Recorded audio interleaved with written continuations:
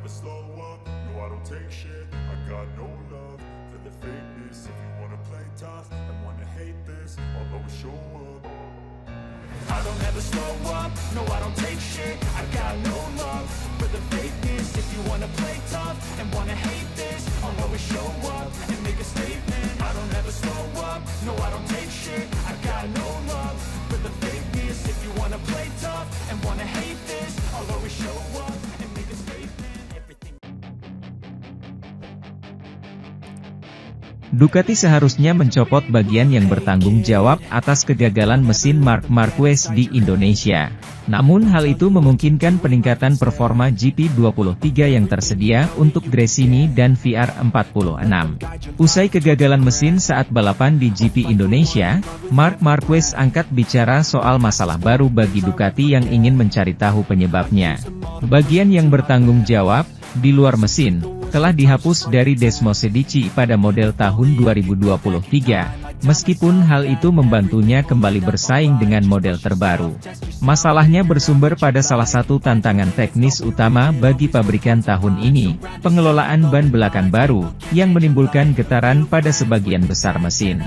Ducati memperbaiki hal ini pada awal musim dengan GP24-nya, namun model musim lalu, yang tersedia untuk Gresini dan VR46, tetap tidak berubah dan, selama musim panas, kami melihat para pebalap GP23 kesulitan untuk bertarung.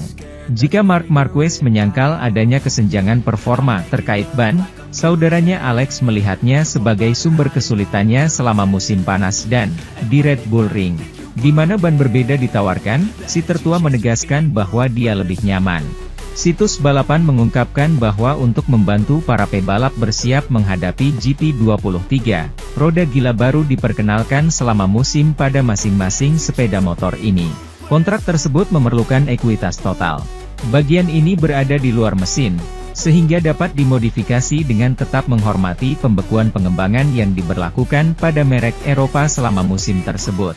Di Ducati, hal ini memungkinkan sebagian energi yang dihasilkan oleh putaran poros engkol diserap, sehingga menyeimbangkan pergerakannya. Namun, perubahan ini akan memungkinkan sepeda saya untuk mendapatkan cengkeraman di tikungan, tetapi juga berkontribusi pada putaran mesin yang berlebihan.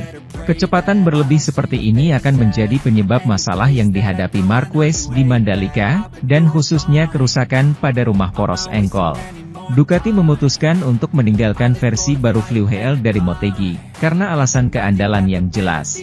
Marc Marquez tidak memberikan rincian apapun tentang masalah atau sifat perubahan yang dilakukan.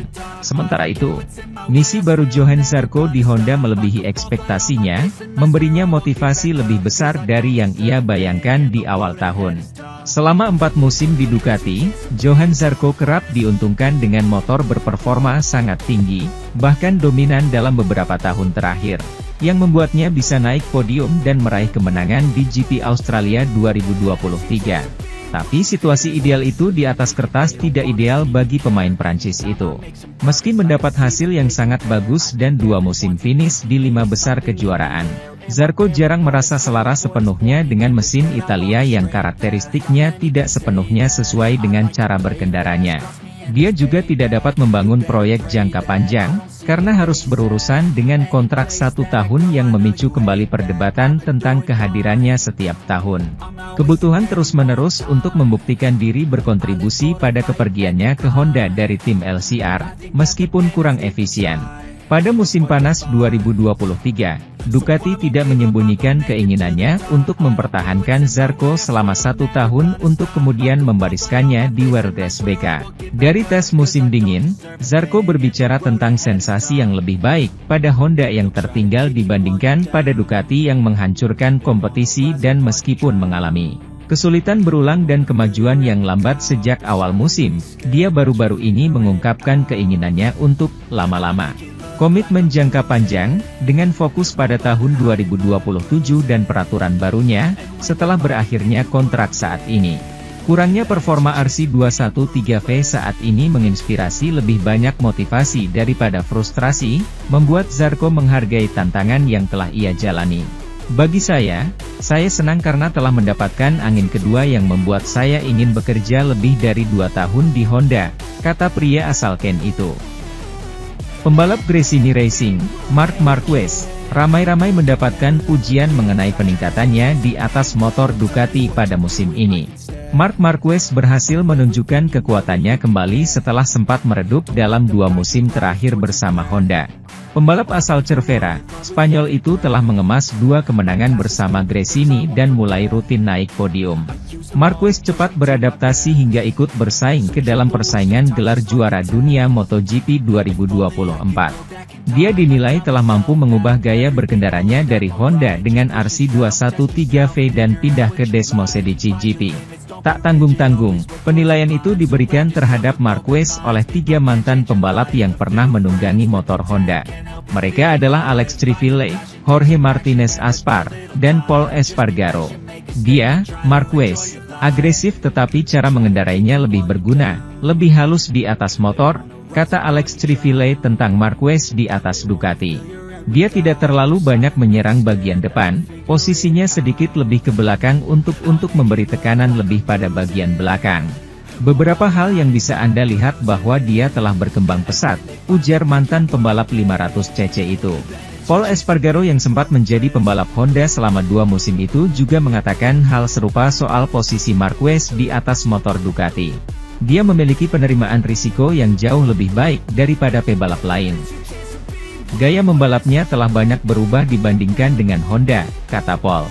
Posisi Marc di depan, selalu berada sangat jauh di depan motor, dengan siku terbuka, membuatnya bisa menyelamatkan motornya berkali-kali. Dengan Ducati, kami melihat Marc sedikit lebih jauh ke belakang di motornya, menempatkan sedikit lebih banyak beban di bagian belakang, ujar mantan pembalap MotoGP yang kini menjadi test rider KTM itu. Melanjutkan pandangannya, Crivillé menambahkan perbedaan saat Marquez masih mengendarai Honda dan Ducati saat ini. Dengan Ducati, bobotnya lebih jauh ke belakang. Jadi dia menghindari menurunkan bagian depan, yang menghindari terpental dan dia memiliki lebih banyak daya cengkeram saat keluar dari tikungan. Sementara itu, Jorge Martin menjelaskan, tekanan tinggi yang dirasakannya terkadang berujung pada hilangnya konsentrasi. Dia telah mengatasi ketidaknyamanan ini sejak masa kanak-kanak tetapi mencoba melepaskan diri dari ketidaknyamanan tersebut ketika dia berada di atas sepeda. Dalam beberapa bulan terakhir, Jorge Martin secara teratur berbicara tentang pekerjaannya di sekitar pikirannya, yang mungkin merupakan kelemahannya di masa lalu. Pada tahun 2023, ia terkadang ingin melakukan terlalu banyak hal. Seperti ketika ia terus menyerang secara berlebihan meski sempat memimpin dengan nyaman di Indonesia, yang berujung pada kecelakaan, atau ketika ia menggunakan ban lunak untuk membuka celah yang signifikan di Australia. Sebuah pilihan yang akhirnya menyebabkan dia terjatuh di peringkat di akhir balapan. Sebelum musim dimulai, pemain asal Spanyol itu mengaku mengalami banyak tekanan dan terlalu terobsesi dengan perburuan gelar juara di tahun 2023. Kesadaran yang mendorongnya untuk memperbaiki kesehatan mental dan pendekatannya sebagai pemain. Secara keseluruhan, dengan kesuksesan sejak musim panas ini, ia merasa bahwa bantuan seorang psikolog memungkinkannya untuk lebih baik dalam mengelola ketegangan yang melekat pada judul tersebut.